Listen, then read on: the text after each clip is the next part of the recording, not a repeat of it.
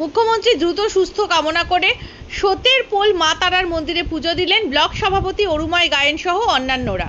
বৃহস্পতিবার সন্ধ্যায় বাড়িতে আচমকা পড়ে গিয়ে কপালে চোট পেয়েছেন রাজ্যের মুখ্যমন্ত্রী মমতা বন্দ্যোপাধ্যায়। অভিষেক বন্দ্যোপাধ্যায় দ্রুত নিজের গাড়িতে করে এসএসকেএম হাসপাতালে ভর্তি করান।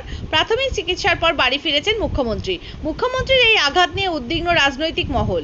বিরোধী অন্যান্য দলগুলির নেতৃত্বে পাশাপাশি টুইট করে এ ব্যাপারে মুখ্যমন্ত্রী দ্রুত আরোগ্যের প্রার্থনাও করলেন প্রধানমন্ত্রী নরেন্দ্র মোদীও। আজ শুক্রবার মুখ্যমন্ত্রী দ্রুত সুস্থতা কামনা করে সতের পোল মা তারার মন্দিরে পুজো দিলেন ডায়মন্ড হারবার 2 নম্বর ব্লক সভাপতি অরুময় গায়েন।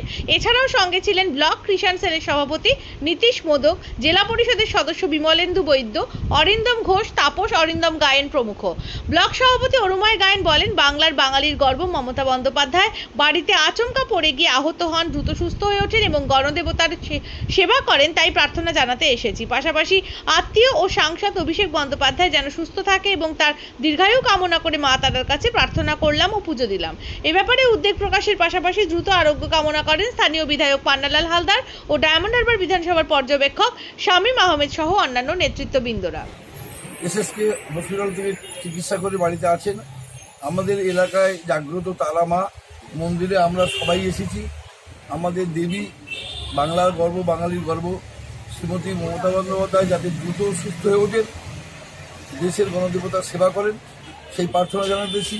পাশাপাশি আমাদের আবেগ, আমাদের আত্মীয় সাংসদ অভিষেক বন্দ্যোপাধ্যায় যাতে সুস্থ থাকেন, বিধায়ক কামনা করলাম মা তার কাছে।